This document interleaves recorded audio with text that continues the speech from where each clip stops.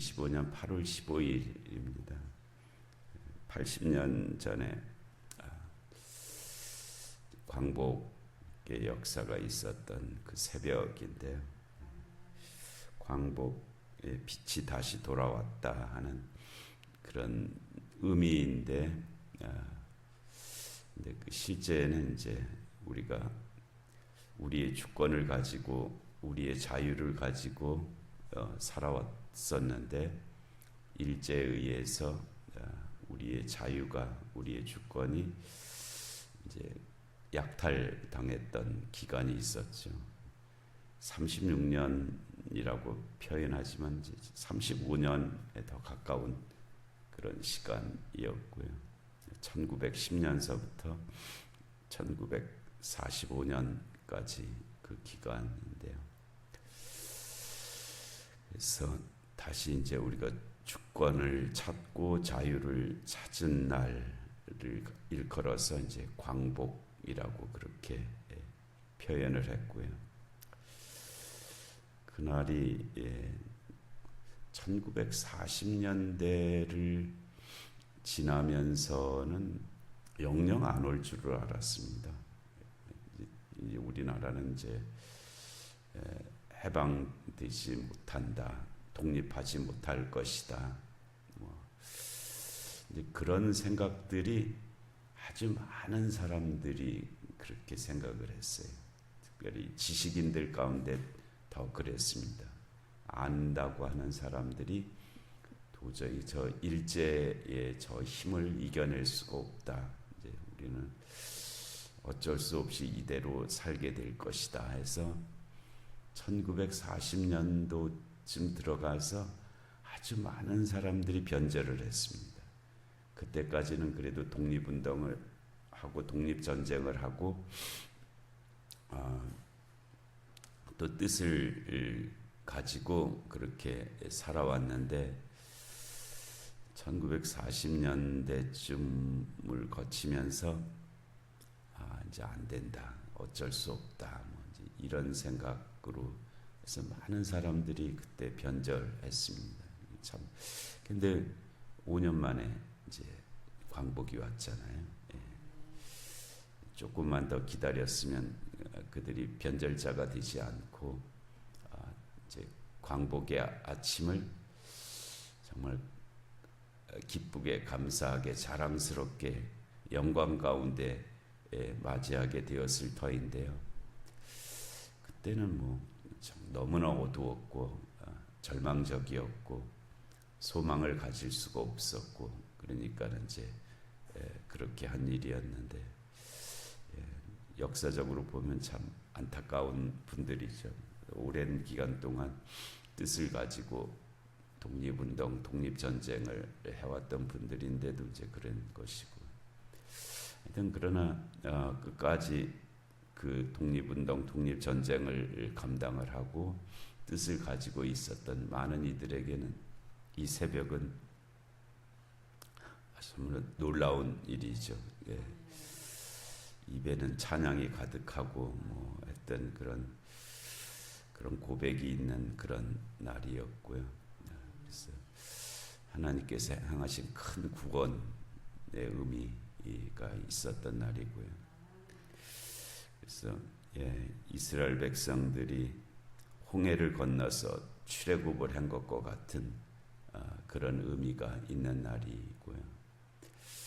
또 이스라엘 백성들이 저 바벨론에서 포로로 잡혀갔다가 다시 고국으로 이제 그 예루살렘이 시온 산에, 그러니까 그 시온 산하고도 연결이 되어 있습니다. 그래서 오늘 우리 시온의 영광이 빛나는 아침, 그 예루살렘의 영광을 가리키는 그런 말인데요. 성전산이라고 부르기도 하고요. 그래서 거기에 그와 같은 이제 영광의 그 고국으로 돌아가서 다시는 못 볼 줄 알았거든요. 다시는 못 볼 줄 알았는데 그렇게 꿈에도 그리던 그런 그 고국으로 성전으로 돌아가서 거기서 다시 찬양하고 예배를 드렸던 그런 기쁨과 같은 그런 은혜가 임한 날이 이제 1945년 8월 15일이죠. 그래서 우리가 그 새벽을 그날로부터 80년이 지난 새벽을 우리가 맞이하고 있습니다. 이날 이 시간의 의미를 우리가 더 이제 깊이 알고 받아들인다면 참 뜻깊은 그런 시간이고요. 네, 정말 감사한 시간이고 하나님께서 그때 우리나라에 그와 같은 광복의 은혜를 주셨기 때문에 또 오늘 우리가 이렇게 살아가고 있잖아요. 그래서 우리가 많은 숫자는 아니지만 이 새벽을 기억하고 기념하고 또 감사하고 하나님께 영광을 돌리는 그런 새벽이 되게 하시는 줄로 믿습니다.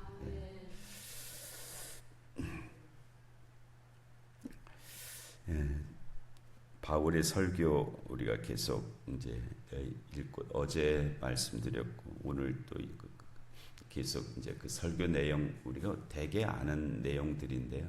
그래도 다시 한번 이렇게 읽으면서 이 말씀을 기억하면서 설교를 했구나, 이런 뜻이겠구나, 뭐 그런 거 찾아보면서 바울의 설교를 이제 계속 듣고자 하는데 아주 특별한 기록입니다. 이 사도행전에서 이 스데반의 설교, 베드로의 설교 이제 특별한 의미를 갖는데요. 베드로의 오순절 설교, 그리고 이 스데반의 순교전의 설교, 그리고 이 바울의 설교가 전문이 다 기록되어 있잖아요. 그래서 바울이 뭐라고 예수 그리스도를 증거했나 하는 것을 이제 보고자 함인데요. 17절에 이스라엘 백성의 하나님이 우리 조상들을 택하시고 애굽 땅에서 나그네된 그 백성을 높여 큰 권능으로 인도하여 내사, 이제 출애굽을 가리키는 말씀이잖아요. 이스라엘 백성들에게는 이제 이 출애굽이 이스라엘의 이스라엘됨을 나타내는 그런 사건이었고요. 우리나라도 가깝게는 이 광복절이 대한민국의 대한민국됨을 나타내는 그런 사건이죠. 이 대한민국이 1919년 4월 11일에 대한민국을 선포했습니다. 우리나라 임시정부가 세워지면서, 그러니까는 그전에는 조선 왕국이었거든요. 왕이 다스리는 나라라는 뜻입니다. 그러다가 1897년에 대한제국이라고 선포했어요. 조선 왕국에서 대한제국, 고종황제 때 그렇게 했는데요. 이 제국은 무슨 뜻이냐면 황제가 다스리는 나라가 제국입니다. 그래서 고종이 이제 왕이었다가 황제가 됐거든요. 물론 그 역사를 가지고 뭐 이렇게 저렇게 얘기하는 사람들이 있기는 합니다만은 아무튼 황제, 자신을 황제라고 했고 우리나라를 조선 왕국이 아니라 우리가 대한제국이다라고 그렇게 선포를 했어요. 그게 이제 조선 왕국이란 말 속에는 뭐가 조금 들어있냐 하면은 중국의 속국이라는 의미가 있습니다. 그러니까 중국의 천자의 나라고 조선은 그 밑에 속한 나라, 뭐 그런 개념이, 그래서 왕이에요, 왕.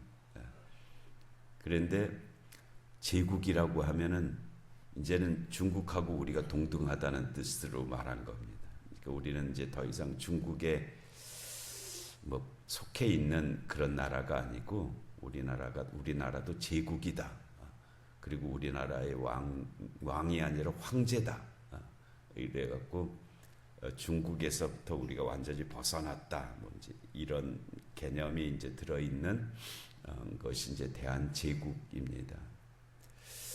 그래서 1897년에 대한제국을 선포했고, 그러다가 이제 1910년에 일제에 그 강점을 당했죠. 일제가 불법적으로 우리의 주권을 강탈하고 이 일본 제국주의 안에다가 우리나라를 그냥 넣어버린 그런 일이었잖아요. 네. 이제 그렇게 됐는데 이제 1919년 3월 운동이 있었잖아요. 3.1 운동이 19년 3월 1일에 있었고 4월 11일에 상해 임시정부가 세워지면서 그때 이제 우리나라는 대한민국이다라고 선포를 해버렸습니다. 그 당시에 이제 각 그 대한민국의 대표성을 갖는 사람들을 이렇게 모아서 거기서 그와 같은 형식을 갖추어서 이제 선포를 한 거죠. 민국이 됐습니다. 왕국에서 제국에서 민국으로 바뀐 거예요. 민국은 무슨 뜻이냐면 백성민자거든요. 백성이 주인이 되는 나라. 그게 민국이에요. 우리가 대한민국이잖아요. 백성이 주인인 나라가 민국입니다.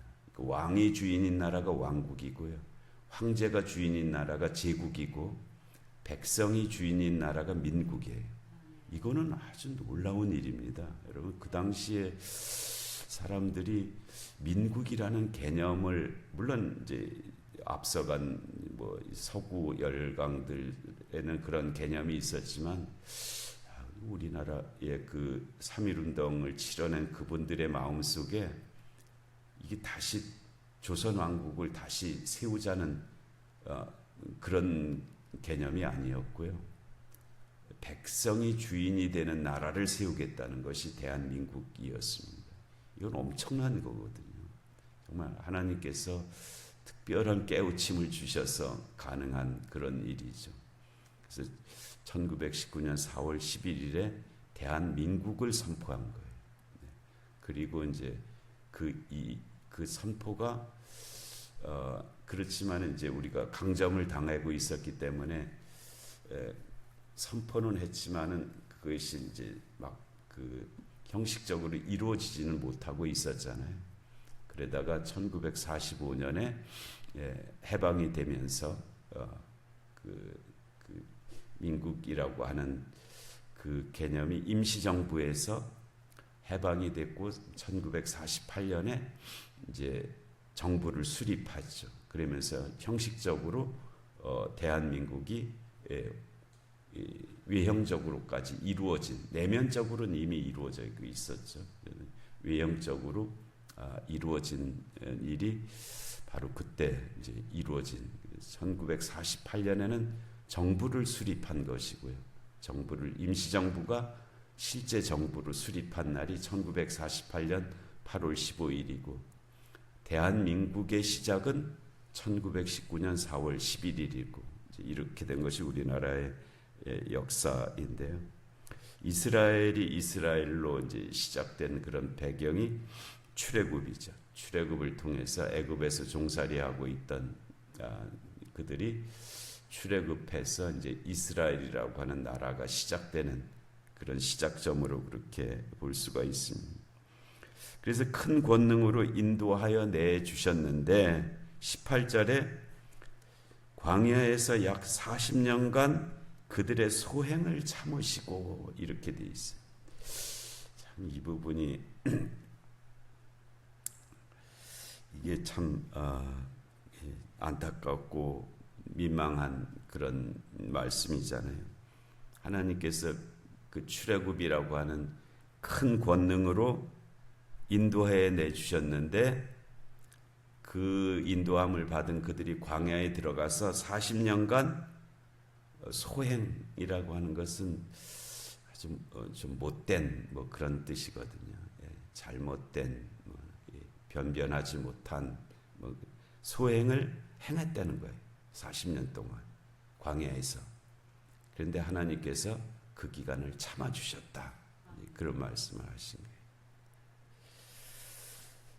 우리가 이 뭐 출애굽기나 뭐 그 이후에 신명기나 뭐 이렇게 이제 보면은 민수기의 내용들에 보면 이스라엘 백성들이 출애굽한 후에 광야에 들어가서 문제만 생기면 뭐라 그랬어요? 옛날로 돌아가자. 애굽으로 돌아가자. 왜 우리를 광야에 끌고 나와서 다 죽게 만드냐? 여기에 뭐가 먹을 것이 있느냐, 마실 것이 있느냐 뭐 하면서 그렇게 원망을 해대던 것이 그런 역사들이 많이 있었잖아요. 그것이 광야에서 약 40년간 그들의 소행에 해당하는 그런 내용들이죠. 우리도 하나님의 은혜로 이제 택함을 받고 부르심을 받고 또 어느 순간에 인침을 받고 해서 구원을 주셨지만은 그 뒤로 우리의 삶이 어땠는지는 이제 우리 자신이 알잖아요.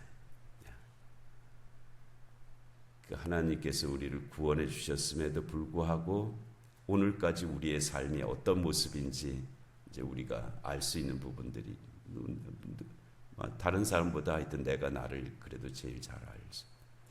여기에 해당할 수가 있습니다.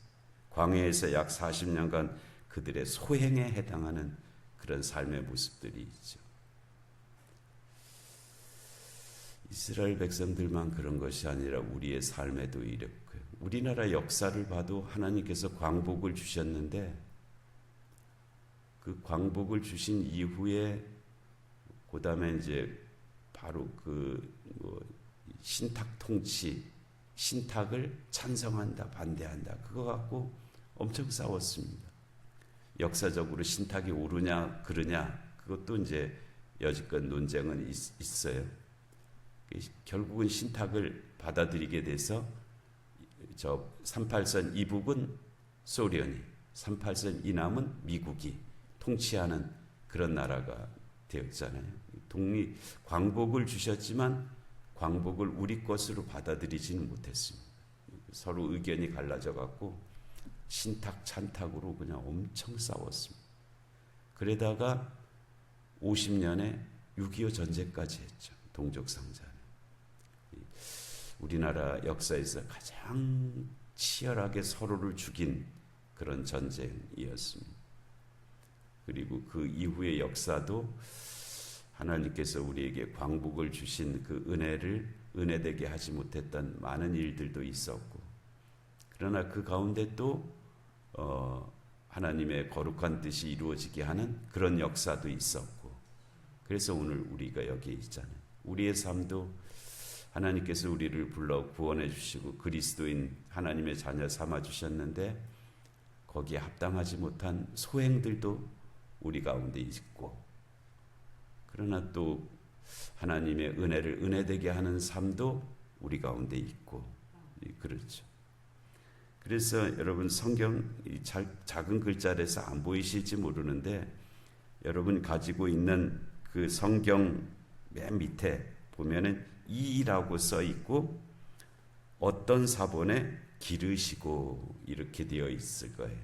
맨 밑에 이자가 아주 작은 글씨로 써 있고 이 하고 어떤 사본에 컴마 점을 찍고 쉼표를 찍고 기르시고 라고 되어 있죠. 그게 무슨 뜻이냐 하면은 18절 말씀에 광야에서 약 40년간 그들의 소행을 참으시고 이렇게 쓰인 성경도 있고, 또 어떤 성경은 그들의 소행을 참으시고가 아니라 기르시고라고 쓰여진 성경도 있다, 그런 뜻입니다. 두 가지가 아니라 더 많은데요. 대표적으로 그렇다는 거예요.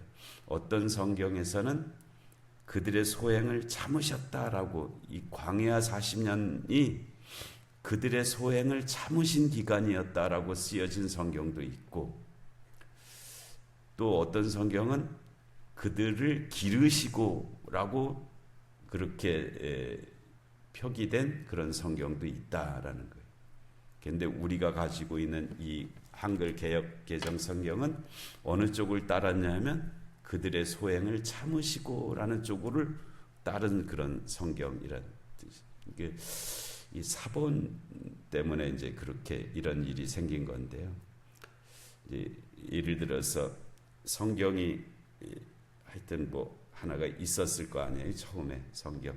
예. 뭐 원문이라고 뭐 그렇게 개념상 말할 수 있는 어떤 성경이 하나가 이제 헬라어로 쓰여진 성경이 있었어요. 있었겠죠. 근데 그거는 이제 한 권일 거 아니에요. 한 권.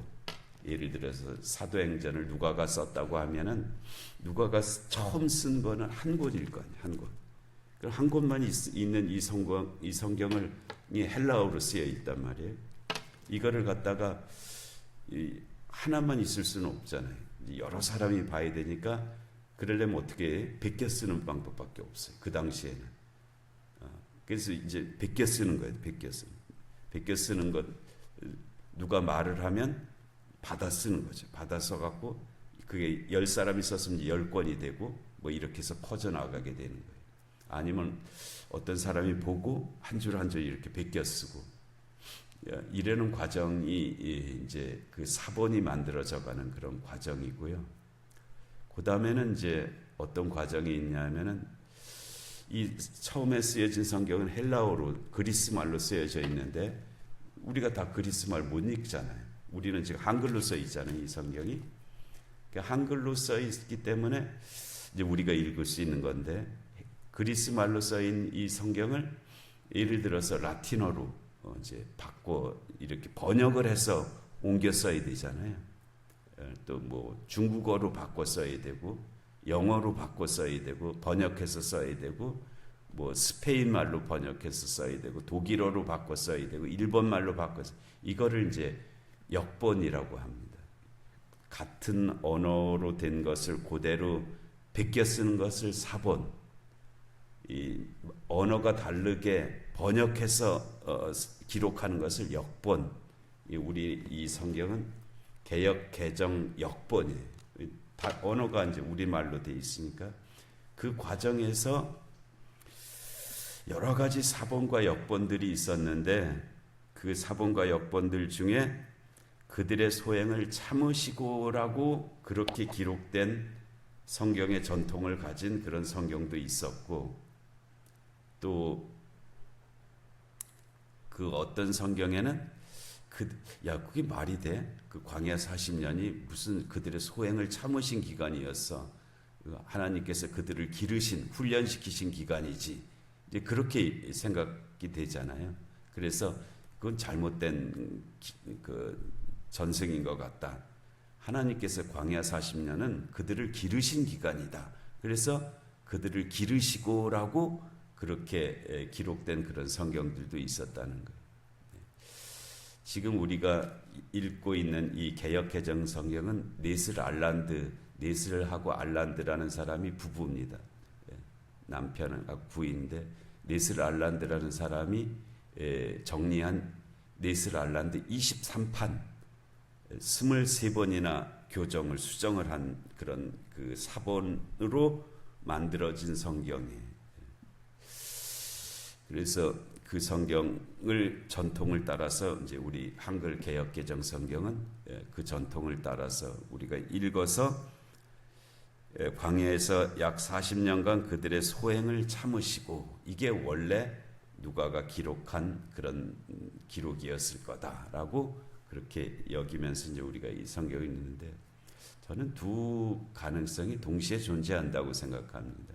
광야 40년은 한편으로는 그들의 소행을 참으신 그런 기간이었고요.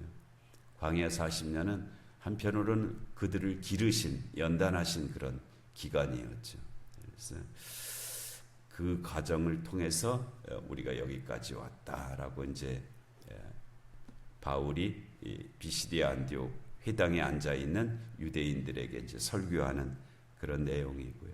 우리가 이 말씀을 통해서 광복절 이 새벽에 하나님께서 우리에게 광복을 주셨는데 이 기간 동안에 우리의 삶이 이러한 모습이 있었다. 또 하나님께서 우리 각자에게 구원을 주셨는데 우리 각자의 삶에도 이런 모습이 있었다는 것을 생각을 할 수가 있습니다. 그러나 이 모든 과정을 거치면서 끝내 하나님의 구원사는 하나님께서 원하시는 쪽으로 가는 게 구원사거든요. 그러니까 허물도 많고 참으로 안타까운 일도 많지만은 끝내 하나님의 거룩한 역사가 이 나라 이 민족 가운데 또 우리의 삶 가운데 함께 하실 줄로 믿습니다. 은혜로우신 하나님 아버지, 오늘도 귀한 새벽을 저에게 허락하시고 이 광복절의 새벽에 주의 전에 나와서 또 시온의 영광이 빛나는 아침을 하나님 찬양할 수 있게 하시고 또한 주의 말씀을 듣게 하시고 또 새롭게 결단하게 하시니 하나님 감사합니다. 하나님, 이 나라 이 민족 가운데 주의 은총이 임하셔서 하나님 이 말세지 말에 열방을 영육간에 먹여 살릴 수 있는 그런 나라와 민족과 한국교회가 되게 하여 주시옵소서. 또한 저희들의 삶도 참으로 저희들을 구원해 주신 주님의 그 놀라우신 은혜를 은혜되게 하는 그런 삶을 끝내 하나님 살아갈 수 있도록 하나님께서 은총의 은총을 더하여 주시옵소서. 영육간의 공고한 한우들을 긍휼히 여겨 주옵시고 이 나라 이 민족 가운데 주님의 공의와 정의가 임하게 하여 주옵시고 전쟁과 기근과 질병과 재난의 땅들 가운데 주의 긍휼하심이 함께하여 주시옵소서. 하나님, 오늘 금요기도 가운데도 은혜 주시고 주의를 예비하는 모든 일들 가운데도 주의 은총이 함께하여 주시옵소서. 하나님, 이 새벽의 기도 가운데도 은혜 내려 주시기를 간절히 사모하옵고 예수님의 이름으로 기도하옵나이다. 아시게